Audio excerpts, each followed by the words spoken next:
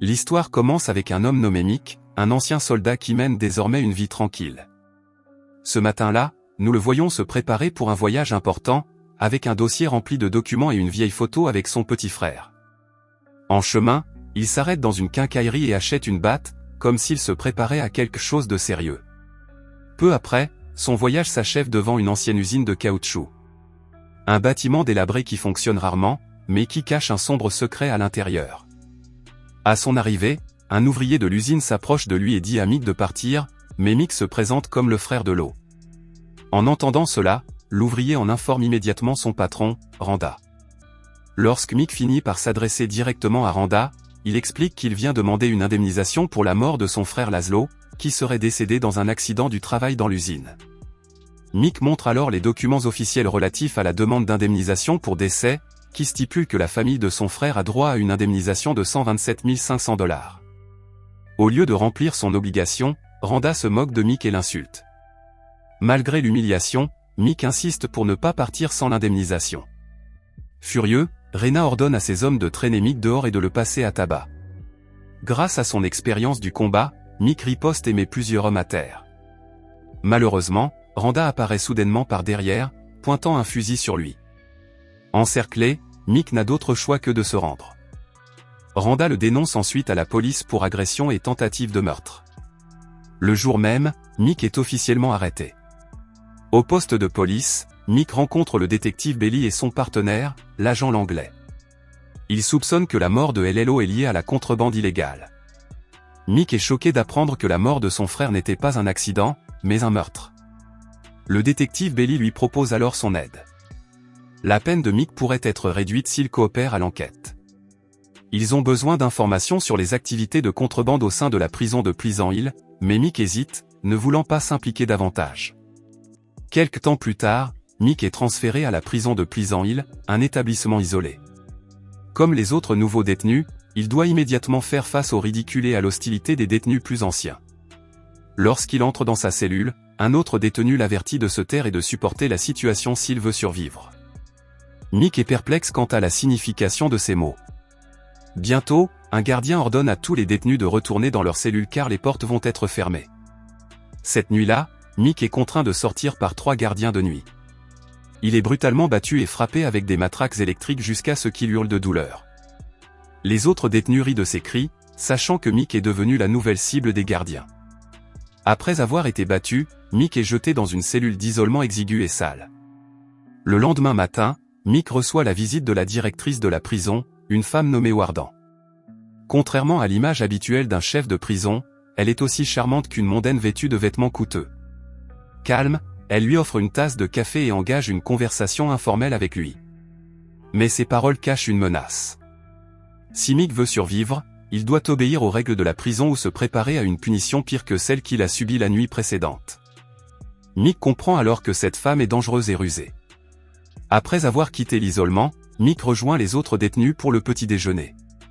Il se lie d'amitié avec Tex, son voisin de cellule. Tex conseille à Mick de ne pas résister, lui expliquant que la torture qu'il a subie n'est qu'une tradition d'accueil pour les nouveaux prisonniers. Pendant le repas, Mick remarque qu'un détenu reçoit une nourriture différente. Bud, un autre prisonnier, lui explique que cet homme est Bunan, un personnage puissant qui travaille pour le directeur. Après le petit déjeuner, les détenus sont envoyés nettoyer la cour. Mick voit un vieux détenu qui a du mal à transporter des objets, alors il l'aide. L'homme est surnommé Wizard parce qu'il parle souvent de manière étrange et prétend être un magicien. Wizard lui parle d'un vieux tunnel dans le bloc D, datant de l'époque où l'endroit était encore un hôpital psychiatrique. Le tunnel était utilisé pour transporter les cadavres à l'intérieur et à l'extérieur et mènerait directement à la forêt extérieure. Selon lui, quiconque parvient à y entrer pourrait s'échapper. Malheureusement, les autres détenus rejettent cette histoire comme étant absurde. Lorsque la cloche sonne, les détenus ont droit à une pause de 15 minutes dans la cour. 2 groupes s'affrontent. Ils aiment se battre. Le lendemain, alors que Mick travaille dans l'entrepôt avec son collègue Greenhorn, un sac tombe et son contenu se renverse. Il contient des marchandises de contrebande. Il le recouvre rapidement avant que les gardiens ne s'en aperçoivent. Peu après, Mick reçoit un appel secret du détective Belly. Il lui demande s'il a découvert quelque chose. Mick répond prudemment qu'il a découvert une contrebande via les expéditions de la société de Randa.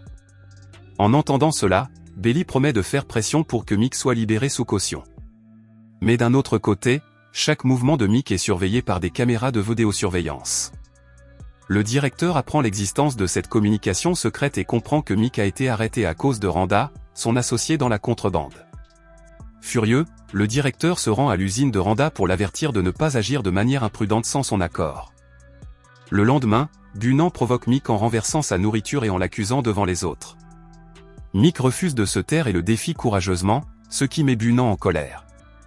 L'un des hommes de Bunan se moque de Mick, mais Mick lui donne un coup de coude, lui faisant saigner la bouche. Tex prévient que Mick est désormais la cible de Bunan. En effet, alors qu'il travaille dans l'entrepôt, Bunan attaque Mick. Une lutte acharnée s'ensuit. Mick est sur le point de le vaincre en l'étranglant, mais le directeur apparaît et lance une chaîne métallique à Bunan. Finalement, Mick étrangle Bunan avec la chaîne. Cependant, il choisit de ne pas le tuer, ne voulant pas devenir un monstre comme Randa ou le directeur. Cette décision déçoit certains détenus qui espéraient que Bunan soit éliminé. Furieuse, la directrice ordonne à son assistant d'enfermer Mick et Bunan à l'isolement. Peu après, un médecin entre dans la cellule de Mick avec une seringue. Mais avant qu'il ne puisse lui injecter quoi que ce soit, Bunan l'attaque par derrière et le met au tapis. Il s'avère que Mick et Bunan ont secrètement planifié une évasion. Pendant ce temps, d'autres détenus préparent une révolte contre les gardiens.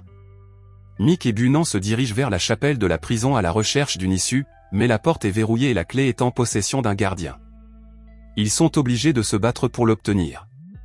Lorsque la porte s'ouvre enfin, ils sont choqués de découvrir une pièce remplie d'armes, de munitions et d'explosifs normalement utilisés par les gardiens pour intimider les détenus. Alors qu'ils inspectent la pièce, un groupe de gardiens fait irruption à l'intérieur. Bunan les combat brutalement tandis qu'une révolte massive éclate dans toute la prison. Pris de panique, le directeur tente de s'échapper avec son assistant, mais le sacrifie sans hésitation pour sauver sa peau. Pendant ce temps, Mick et Bunan continuent à se battre pour surmonter les obstacles, affrontant même le médecin encore en vie. Ils assistent également au meurtre impitoyable de Wizard. Déterminés à s'échapper, ils atteignent la cour de la prison et affrontent les forces du SWAT dans une fusillade acharnée. Alors que la situation devient désespérée, ils trouvent deux sorties et décident de se séparer pour avancer plus rapidement. Bunan finit par découvrir une porte cachée qui mène au tunnel décrit autrefois par Wizard. Alors qu'il s'apprête à appeler Mick, le directeur apparaît pour le tuer. Mais Mick arrive juste à temps et tire sur le directeur. Comme toujours, elle essaie de s'en sortir avec des mots, mais cette fois-ci, c'est inutile. Sans hésiter, Mick met fin à sa vie dans la prison qu'elle a elle-même construite avec de l'argent sale. Pendant ce temps, Tex, à la tête de la révolte, parvient à négocier avec l'équipe du SWAT. Il demande que le gouverneur et les autorités se rendent directement à la prison de Pleasant Hill pour dénoncer son système corrompu et abusif. Ailleurs, Mick et Bunan s'échappent par le tunnel dans la forêt. Bunan est ravi de respirer l'air libre après si longtemps. Ils se séparent pour éviter d'être poursuivis par la police. Avant de partir, Bunan s'excuse pour tout ce qu'il a fait en prison. Il admet s'être soumis au directeur uniquement pour survivre. Quelques semaines plus tard, Mick se rend pour la première fois sur la tombe de son frère. Soudain, plusieurs voitures de police encerclent la zone. Mick panique à l'idée d'être à nouveau arrêté, mais le détective Belly et l'agent Langlais apparaissent et le rassurent en lui annonçant que son statut de fugitif a été annulé. Grâce à son aide, la police a réussi à démanteler la plus grande organisation de contrebande d'Amérique et le gouverneur a accepté de retirer toutes les accusations. De plus, Mick reçoit enfin l'indemnisation pour la mort de son frère, pour laquelle il s'était battu depuis le début. L'agent Langlais lui propose même un emploi au sein du gouvernement, mais Mick hésite, préférant se concentrer sur sa famille. La scène finale montre Mick retournant à l'usine de Randa avec la batte qu'il avait achetée dans le passé. D'un ton menaçant, Mick oblige Randa à avouer tous ses crimes, puis l'attache à une meuleuse en marche. Finalement, Randa est puni pour ses actes et Mick venge la mort de son frère.